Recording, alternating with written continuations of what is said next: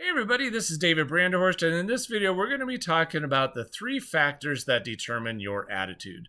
Now, before we get started, if you could go ahead and hit that like and subscribe button to be notified of future content, we would greatly appreciate it. Now, we've all heard the saying that attitude is everything, and there's a reason for that, because our attitude largely determines how we respond to things in life, and especially when things get tough, when there's problems, when things aren't going our way, when we have problems that we're trying to work through and deal with, our attitude determines how we respond. Are we going to throw in the towel and give up and walk away, or are we going to stay in the fight and we're going to keep trying to work through it to kind of come up with a solution? Now, what you may not realize is your attitude is actually driven and determined by 3 things going on in your life. There's 3 factors that decide your attitude. And if you modify one or more of these 3 factors, your attitude can change. And in effect, your response to that challenge or problem will change as well. Now, the first thing that determines your attitude is your physiology. Now, this is something you may not realize, but when you're discouraged or when you're depressed or when you're frustrated, your physiology changes. You are no longer looking up like you normally would. You're usually looking down. Your shoulders may not be back like they would normally be. They may be forward more than they are. Your face has a different look to it when you're depressed or discouraged or frustrated than it does when you're happy.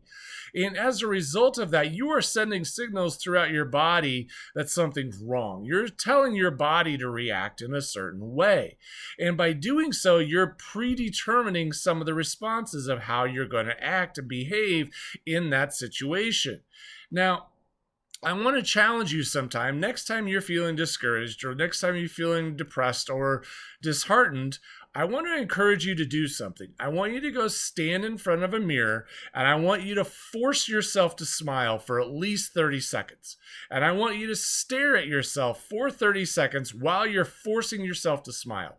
Now, I don't care if you feel like smiling, if you don't want to smile, if the situation is not a situation that you should be smiling in your mind, but I want you to do it anyway. And I want you to notice what happens to you when you force yourself to smile. Because I've done this to myself many times over the years. I've had many times where I didn't want to go somewhere, or I was tired, I was worn out, I didn't really want to go to a meeting, or I didn't want to go somewhere that I was required to be. And I was just like, oh, the last thing I want to do right now is go to this meeting or go be a part of this activity. And yet I looked at myself in the mirror while I was driving on the way over and went, oh, dude. Okay, so I said, all right, you're going to smile for the next 30 to 60 seconds. And obviously, when you're driving, you can't stare in the mirror the entire time at yourself, or there would be other problems. But I would keep glancing at myself from time to time as I did this. And one of the things that always happened was whenever I would look at myself in the mirror, I would look and say, man, you look really ridiculous right now. You look crazy. Like you're just got this forced smile on your face.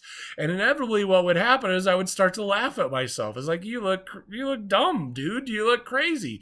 You got this weird smile on your face. I would force myself to laugh. And when I did so, I could feel the tension leave my body. I could feel myself let go of some of the discouragement or the frustration or any of the disheartenment that may have been settling on me in that moment. And the physiology just shifted and it put my shoulders back and I sat up straighter and I forced myself to take a different posture in a different position. And in doing so, my attitude, I could immediately feel start to take a shift. Now, the next element in there is your focus. Now, focus is what are you thinking about? Where is your mind focused on? Now, inevitably, when we have problems in our life, when something is going wrong, and we are totally locked into that problem, and whatever ends up happening is we lock into that issue, that problem, that challenge that we're facing, and what happens is that problem becomes bigger and bigger and bigger because all of our focus is locked into the problem. And so the problem becomes bigger in our mind. It becomes more difficult. It becomes more daunting. It becomes more challenging.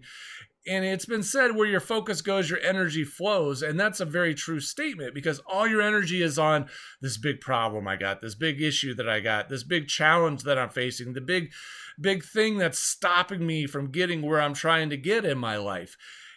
And so I'd encourage you to change your focus. Think about things from a different perspective. Try and think about it. What if this worked out? What if this situation actually worked out for your benefit? Or what if there was a positive outcome that is going to actually come out of all this? Change your focus. Stop focusing on the problem. Focus on something else or on a positive outcome. And again, you're going to be very, very amazed at what's going to happen to your attitude. That problem is now going to start to shrink in size instead of continuing to get larger and larger. Stop growing the problem because the more you grow the problem, the worse it gets. And it becomes overwhelming after a while, and it can consume your thoughts. So change your focus. Get your focus off of the problem and focus on something that's more positive and more beneficial to you. Find a way to focus on something that's going to serve you and help you in your life rather than something that's going to destroy you and take you down. And then the last element that really determines what your attitude is your language. Now, whenever we're discouraged or disheartened, our language starts to change, right? It starts to become one of, this stinks, this isn't going to work, none of this ever works for me, this will never happen, it's a problem, why does this always happen? And so on and so on and so on. Those tends to be the types of statements that we start to say, and our language starts to reinforce our position. It starts to reinforce what it is that is going on in our lives, and it brings our attitude completely down. Now, I want to encourage you in this time, just like I've encouraged you to shift your physiology, like I encourage you to shift your focus, I also want you to be observant of your language patterns. Start thinking about how can I start speaking differently? How can I create a language pattern that's positive? How can I start speaking about this situation in a way that I make it humorous? Instead of making this problem so serious and so daunting, maybe I find a way to make it humorous. Like, oh, I'm going to be laughing about this in 2 years. I'm going to look back on this time and say, that was ridiculous. That was crazy. What a time we went back on. And it's going to be so funny because we do that a lot of times. In the future, why can't we start laughing about it now? Why can't we take a different approach to it now and save ourselves all those hours and hours of agony and hours of pain? Because ultimately what our attitude is doing when our attitude goes down is it's causing us lots of pain and it's causing us a lot of grief, and that pain and grief is keeping us from doing what it is that we want to do with our life, keeping us from being happy, keeping us from feeling fulfilled, and keeping us from achieving the things that we're trying to achieve. So I want you to think about those three things. Next time that you are having trouble getting something done, where you're struggling with something, notice those three things. Notice your physiology, your focus, and your language, and take active steps on how you can change those. And you're going to be amazed at the turnaround, or how much faster you're able to turn your situation around, because you won't be locked in a negative place for as long. Now, I hope this is helpful to you. That's going to be it for today's video.